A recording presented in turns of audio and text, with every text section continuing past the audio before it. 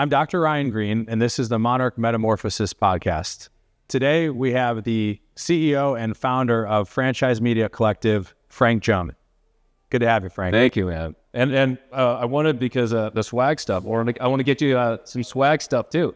Got a hat and water bottle. By the way, the water bottle has created where it's done by this company called Open, but it actually makes me drink way more water because I'm always carrying it, because, and so it's actually, I feel healthier by drinking more. I didn't drink much water. And it's got a straw. I got to do 5 liters a day. Oh, so wow. I need something like this. Otherwise, I'm carrying around glass bottles. Yeah. I do drop them, and they do Thanks break. for having me on. Thank you for being here. All right, let's get into it, my friend. It's going to be a little bit different today because normally I have people on that are a little bit more health and wellness focused, but in alignment with everything that we talk about, focusing just on health and wellness in people that are in sports and athletics, like everyone needs health. Everyone needs to take care of themselves. So one of the things we want to do is bring people in that are super successful in other areas of life that I may not be familiar with, because ultimately I believe if you're constantly learning, you will be constantly growing and constantly achieving. So it's wonderful to have you here. First and foremost, a little background on you for the people that are listening. Where have you been? What led you to start? And I'll kick it off with FMC, Franchise Media Collective. What is it? What's your hope? How'd you even get to this point? Well, thanks for having me on. I remember first walking into this place, I was like, this is amazing. I need to get healthier. But I'll tell you about FMC, but I should probably tell you the why and leading up to it first, because it kind of tells the sort of story. So I grew up in a very small town south of Seattle. It's called Puyallup, Washington. Most people don't know it, aside from the fair. And it was so small that I didn't even know what a private school or a valet was. So moving down here was a shock. And I got turned on to the business of my first chapter, which leads to my second chapter, which was in the entertainment side of the business. And I got turned on to that because my sister was basically always, telling about or complaining about her agent. She became a news anchor of Seattle. And I was like, well, what's an agent? And she started saying, oh, she sells people and this and that. And I was like, all through college, I was always in sales because I had to support myself to go through college. I went to UW. And she said she lives in LA. And I was like, oh my gosh. And in Seattle, it always rains, as you know. So I was like, okay, I want to learn about this news anchor agent stuff. And then I came across this book called The Mailroom. It was the first book, '01, by David Resin, and I was like hooked. And I was like, I gotta go down there. But it wasn't about news anchor agents, it was about talent agents. And so I moved down here on a whim and didn't know, anybody. Started bar. Yeah, I remember we had talked before, my first job was actually bar backing at a restaurant called Busby's, or if some people in this town, if they remember, it was Busby's West before they had a second one. And finally got into a small place called Abrams Artist Agency, and that place was all about talent. And I was there, and it was amazing. I remember Harry Abrams, who was the original owner. He was like, you're gonna make it here, and that stuck with me. But I also remember that there were so many clients leaving, and it wasn't because of anything wrong with that agency. They were amazing, but the problem was at that time, and then they ended up growing into different things, is they needed more, clients needed more resources. That was the thing. And, in reading all the books, CAA, Creative Artists Agency, was always the place I was like, oh my gosh, CAA. And I basically, reapplied again. So in the beginning, before I got into Abrams, I applied. And at that time, there was actually 30 agencies at that time. I applied to 29. Abrams was the 30th. And yeah, I'd say it was nuts. I mean, I remember back then they didn't have really Google per se. There was Lycos or something, and it was Yellow Pages, and I just printed basically Z to A, and that's how I started calling all the way to that. And then, and so I was at an event, and I remember, so when I say this, I come from a small town with no money. So so it's not meant to say as superficial when I say this, but I remember all the books. It was like, oh, the Porsches lined up, right? And I was like, I don't see many Porsches around where I was at. So they're like, hey, you gotta be at the big five, you know? And so I was like, okay, I'm going to make my push again. So I placed, there was always this book called, it was called Rainmaking. And it was about cold calling. It was about sales. And what it said was, get as many no's as you can. And since I already got the no's from the other agencies, I just didn't get a no yet from CAA. So I was like, I'm going to call to get a no. Totally. After 66 phone calls, I called. 66? Yeah. 66. Unbelievable. Did you like keep track of that because you knew like one day? Yeah, I mean, I would call in basically every day on my drive on Sunset Boulevard going to Abrams. Abrams was on the 9200 block. And I never got an answer, right? The assistant would always just, of course, blow me off. And one day, Arlene Newman, who is historic, I think she worked at MCA, which was the very first agency. Yeah. I read Powerhouse, by the way. I'm fascinated with like, it's great I think book. I'd be a great talent agent. I took a different path. You would be. I see how you work the floor here. Yeah, you just gotta, rub elbows, lube the deals a little bit. I get it. As they say, the weights here, right? But but it is. I mean, I remember that's why I always enjoyed coming through here, because the way that it's not looting, whatever, like you care, right? And the people and the members that are here, like, that's how I've looked at clients. You know what I mean? It's like family, right? Before we get to like the next part of your story, like, I mean, it feels like this for me, but like, if we, for whatever reason, like if someone moves or someone like has something and they can no longer continue with us, like it hurts me. Like every single person, it hurts to see someone not be able to continue. Like, did you feel like that in your journey with your clients? Like, whether they didn't get jobs or they decided like, I want to try something different. Like, did that motivate you? Did that keep you going? Because clearly you have determination. Like some would say like, a bit excessive, call on every single day, but it's exactly what I would do. So I appreciate it. But like how much did you care when you were like going through your experience to, ultimately allow you to be successful? Yeah. I mean, I guess to me, it's like, I didn't really have a choice, like, when you grow up, and the stories that I remember my dad telling me when he immigrated here from China, and the stuff that he went through, which he didn't complain once. I'm like, I shouldn't be complaining at all. Like at least he was able to create a roof, and even though we didn't have the means of like some other friends that I had, I felt that it was enough. But I do remember, those aspects. So striving to achieve that, it was kind of like there wasn't a choice, right? I didn't have a fallback. I mean, my parents couldn't send me money, I feel that. so to do that, right? Most people don't know this, but like similar to you, you apply to med school, you cast a wide net, you pay a fee for every generic, basically it's like a system. You pay money just to submit your application, your scores. No. I'm just like checking my email every day. I'm a grad student. I'm like, great. I didn't get into another one. But I always knew, I was like, all I need is one, just like one door open.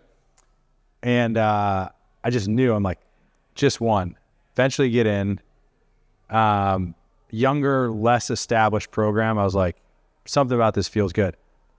Complicated by, my mom had just gotten sick at the time. I forgot to mail in my second deposit check. So as like orientation was coming, I hadn't heard anything. I'm like, hey, I guess it's like a newer school, but like this seems a little unusual. I called them, they're like, oh, we didn't receive your second deposit. We thought you were deferring. I'm like, holy shit. My mom and dad, like my mom's sick. They bought their tickets to the white coat ceremony. Like I had no choice other than figure out how to get into this class because it would have destroyed them if I didn't. And I was like, my future is on the line here. Like if I don't figure this shit out. Fortunately, the universe aligned, someone elected to go to a different school, which allowed me to slide back in. And the rest is history. But most people don't know that. They're like, I may not have been here because I just went to the post office too late. It's Wow. crazy. I mean, that's why like it's similar, we're completely different kind of businesses. I mean, it's just very hard to get into, and all that stuff. I mean, so I'm going to say this because I've been through it, From you are on the other side of Act One, right? Like you have a little bit more freedom, you have more resources, yet you are going back to the beginning, which we'll talk about in a second. Like looking back at how you lived, hustling, trying to get to this point, and knowing what you know now about, maybe it's because you have kids and like you have a different perspective, but like, how would you talk about how you lived your life on that come up to kids that are going through it now? And I say that because like I'm seeing people burn out and, you know, bad things are happening, mental health issues. Like there's a huge suicide rate in medicine and dentistry at a very young age because of the pressure. And like, we don't develop healthy habits. So like looking back at your ascendancy, like how would you rate how you treated yourself, mind, body, and would you provide any, you know, advice to young kids coming through? And it could be just like, if you want to do the best and be the best, like there are sacrifices, like that's totally a reasonable response as well. The floor is yours. Yeah, I mean, listen, I didn't, you know, from a health standpoint, it was because it was like all work. You know, when I was at CAA, when I got into the mailroom, you know, I mean, I get up early anyway, but you know, you're up at 5 a.m. in the mailroom and work until 12 a.m. at night. And we would eat, there literally was a funny joke that my mailroom buddy and I, like we literally ate Chinese food. We would test to see how much because it was the cheapest. So we eat it every day and we ate it. He beat me, which is strange because I'm Chinese, but so we went 26 days and I couldn't go beyond it. And I think it actually, like, you know, I think about it, and then when I became agent, you know, we had an expense account. So and not like I was always very, you know, smart about it, right? But I think there were probably others that were not. But even then, I would just order like burger and steak and fries all the time. And I look back and I remember when I started like, okay, being a little bit conscious about food as the start, I think that would have helped me just even more so. So I think it's a massive thing. I didn't exercise at all. The last time I exercised when I was in junior high and high school when I played basketball and football. Now, yeah. Did nothing in your mind was just like, I should exercise? Like, if I don't exercise during the day, like something is off.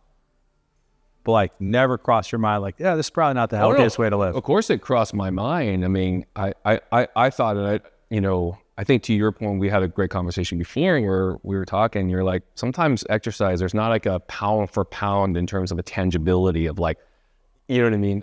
Even though inside it's actually, you know what I mean? Huge tangibility, right? And and I didn't know what the difference of the feeling of between eating healthy and exercising was really, right? So I think that now thinking about that, I'm very conscious of it.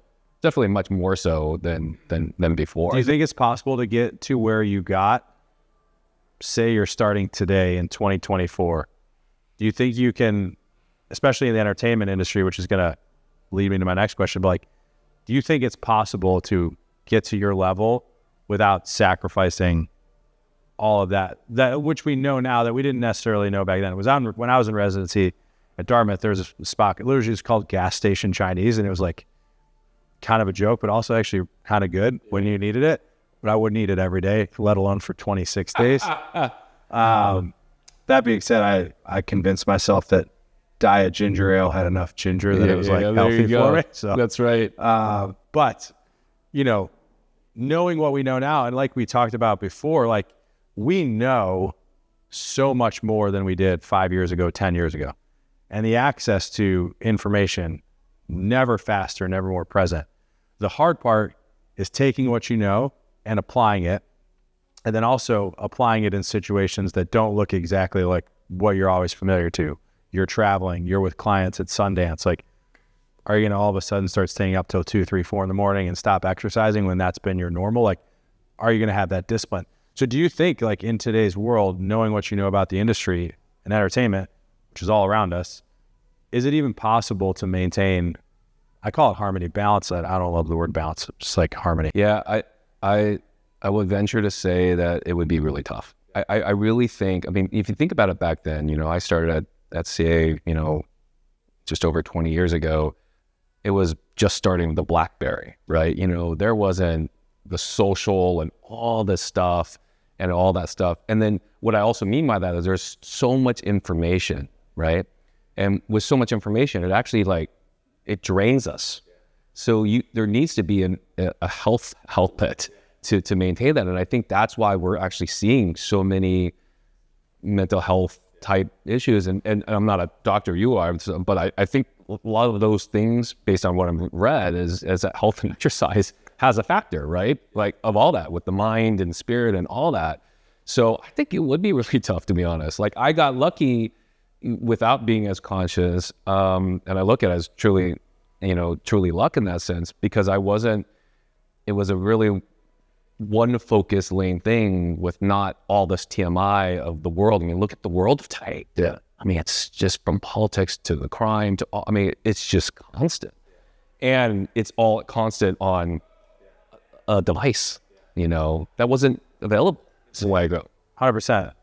I remember how many times that trackball and that BlackBerry got me in trouble for butt dialing, and that's just inopportune calls at inopportune times. I remember when it switched to the iPhone, people were all like, "Oh my gosh, I can't type because you can't feel the keys." Yeah, the trackball, the keys. Act 1 and Act 2, FMC, Franchise Media Collective.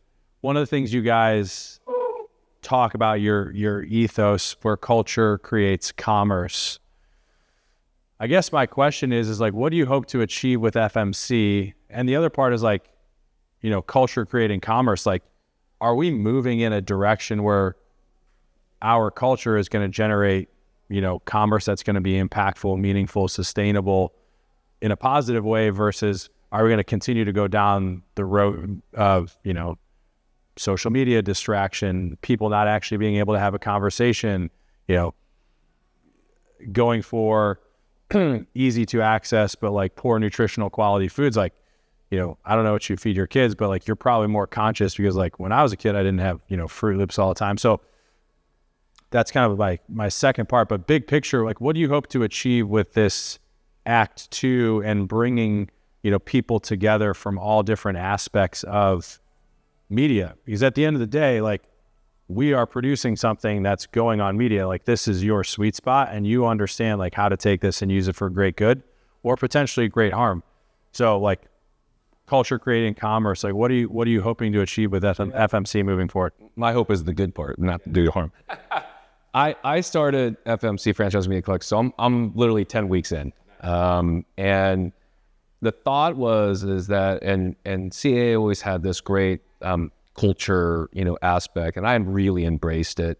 Obviously, a lot of things have just, the business and the world has changed. And because of my experience and my curiosity from starting as representing writers, then comedians, and then, was lucky to kind of help build out, Blumhouse television studios, became a juggernaut, and then started learning all about the streaming business because of technology. Talk about the iPad, Apple TV was my first device. I got the very first one, and the world of apps woke me up.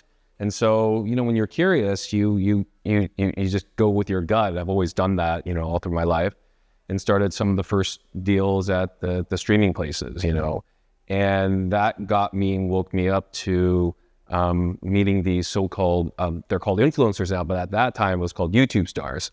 And because I represented filmmakers and talent and all that stuff, these digital managers were like, "Hey Frank, they want to transition and become, actor, writers, directors." And I was meeting these kids, literally kids, and they're rolling up in their 7 series and S series. And I'm like, "You're 16, 17, I don't get it." But they opened my mind to the world of mass anatomy, which is brands paying them, and then them talking to an audience directly, right? And then from there, and I'll answer your question here, but I wanted to, tell you this background. Then that led to building a sort of a corporate media advisory practice, right? Because I was able to kind of speak the lingo of Madison Avenue, Silicon Valley, Wall Street, and of course, Hollywood. And we would then advise those companies that needed to get into Hollywood. So what was great is I ended up meeting all these different kinds of people across 8 sectors of business, okay? So film, television, creator economy, which is the influencer world, brands, e-commerce, AI tech, because everything with influencers, they were always kind of like the first. Same with musicians. They're always like the first because they need that technology in order to excel, to PR and marketing, to hospitality experiential, right? Because it dealt with clients, and then family office and venture. And I sat there and I started seeing a need. And to go back to the whole culture part, the need is that people were missing people, right?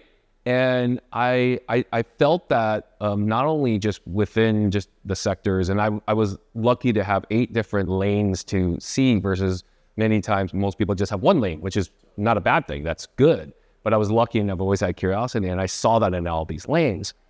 And I thought, well, what if I could create something to help this need and leverage all the relationships I have? And FMC became sort of creating the sort of next gen professional network, right? So think of it as like a curated LinkedIn meets like a Soho Malibu in terms of exclusivity, right? So like the membership is invited acceptance only. And then the white space I saw is build a technology, which is already built to a degree, but use that technology to leverage something that is not used in our business or in a lot of businesses, which is leveraging our currency, which is our relationships, right? Almost every business is all that, right? And certainly in Hollywood and certainly in the creator economy, the 2 worlds I spent 2 decades really in day to day, it was not, right? You know, I listened to a podcast called Founders. Oh yeah, David love that. Senra. Yeah, Relationships Run the World. Yeah, and then I'm reading the Almanac of Naval Ravikant right now. Oh, so great. And he's just like, I invest in things that I like that are run by people I enjoy. May not be the smartest people, may not be the best product, but if I like them, I'll try to help them out. And like, that's an interesting concept for me, because my entire life, college, med school, residency, fellowship, I'm basically presenting myself and hoping that you just like find that I'm good enough and accept me. It's not really relational. It's just like, do you check the marks? So like part of the Monarch system here, and the reason it works so well, is community. It's small. You see the same people, you develop relationships. So like this relationships idea, one, I'm terrible at like dating relationships, which is like, but like I'm better at this. Yeah, I like it's this relationships, and it's like, how do you quantify it? How do you create it? So like I'm fascinated by what you're doing. Yeah. So in order to do that, right, I feel that where culture creates commerce is that I believe that if we have a culture of paying it forward, that will lead to commerce. Positive sum. Exactly. And so I have this saying, which so many people, when I had posted my very first time on LinkedIn, you know, I said MPOs means nice people only. So that's the only members and well, the only type of people I'm going to associate with, right? You know, and how many people called you insane for doing this? In terms of after the post? Well, no, just like starting FMC. Oh, I mean, it was incredible. I think timing has to do with it too, because everyone's like, I'd like to be part of it. Because people, I realize like humans, we need to be part of a tribe, right? And the tribes are 2 things. One is tribes that people want to be entertained, but really what it means is like they just want to belong. Right? You know what I mean? It's why U.S. football games are crazy. But, you know, if you really think about it, there's a high percentage of people who attend a football game that's actually not really watching football. They're attending because their spouse or partner or whatever it is. Tailgating. That's right. And they're just having that fun. Totally. And that's belonging, right? The other thing of tribes, and I use this joking word, is people want gossip, right? And I say it positively, meaning gossip, meaning trends and information, right? And if you look at like health and wellness, because of the information now there's so much to choose from. So I'm glad that you're doing these kind of things, because we need the right information out there. But so many people, then one of the number one type of, I mean, yeah, besides like learning about how to make money, right, online, but is health and wellness. You know, like and that's why there's all those trends, as you know, and sometimes people are not sure whether it's true or not, but they go with the trends because they're looking at the trends and information, you know. Do you feel like you have an obligation with what you're doing to help curate the entertainment industry to potentially better represent like actually our society, and like how how to come together and to grow together and flourish. And what I kind of mean by that is like, I never thought I'd be in LA either. It never crossed my mind until it did. And then I was like, okay, that's exactly where I have to be. Then you get out here, you start to meet literally the first person I spoke to maybe in LA other than my business partners. I was at Equinox in West Hollywood. Gentleman taps me on the shoulder when I'm in the changing room. I'm like, fucking annoying. Turn around, it's Fabio. Like, I was like, if this is what LA is, like, it's pretty accurate depiction. But as I've gone through and like met people and had patients that are in the same world, I see the seedy underbelly and I realize like a lot of what's behind the curtain, so to speak, is misleading or misrepresented, or, you know, people do a lot of things to look a certain way. And I think people, like the community, the culture feeds on that. It's like, I got to do it that way. And I'm like, guys, like, this is not sustainable. Like, and unfortunately we see tragic incidents where people, you know, succumb to some of those demons that are darker. So like, do you feel a responsibility with FMC and whatever you do from here to like, kind of like tell like it is, in terms of like, I'm going to bring people together, we're going to make meaningful relationships. Do you feel like there's any responsibility to like try to steer like the entertainment Hollywood in a healthier direction? Or knowing what you know about the system, people are like, they're just going to do whatever they can do to hopefully make it. And, you know, we have to just hope we can create this like pocket of sustainability that hopefully people gravitate towards, because positive energy, powerful people tend to attract other people. And you know, like, it's, you know, it may be like trying to push the Titanic to shift its course, but I mean, you've been in it, I've seen a little bit of it. You guys feel like you have a responsibility to like tell a better tale, a better narrative? Yeah, a lot to unpack there, but 100% yes. You got like stuff like Quiet on the Set coming out from like on Netflix about Nickelodeon in the 90s, and I'm looking back, I'm like, I loved these shows, and now to see like it was terror on the back, I'm like, that sucks. Yeah, no, I mean, so without question, I think it's a responsibility, and that's why the filter number one is being with MPOs, like so members and anybody we're associated are nice people. Like, I think that's why I'm doing these cultural salons, and these cultural salons are like sort of like I call them like a TED Talk meets Golden Globe party. We just had one on Monday. It was at this beach house, and we all were learning about AI in operations, right? Because we all need to be much more efficient, right? Because if we're more efficient, then we can spend more time with our kids and have health, more time exercise, right? Like truly, like I'm not even joking. Like that's why I get up at 4 a.m, because, you know, I just like getting up early anyway, but it started because I was day trading stocks when I first moved down here in order to make some money, and I went Busby's, but I get up so I can get a lot of the work done, because you have to also try to play offense. So now that's why I show up to all my son's games and my daughter's dance competitions and stuff. So that is healthy, right? And use that time in the morning now to jump on, you know what I mean, the bike or whatever it may be. And so these salons, it's funny that, you know, that you mentioned sort of like the whole point of these salons is not only getting people together, but is a mission to talk about topics that will either create a net new model, because the industry is in a really rough time. Many industries are, right? And so if you think about it, I got 8 different kind of industries, all touching the aspect of content and audience. That's what all of it really is. But it still cuts across Madison Avenue, Silicon Valley.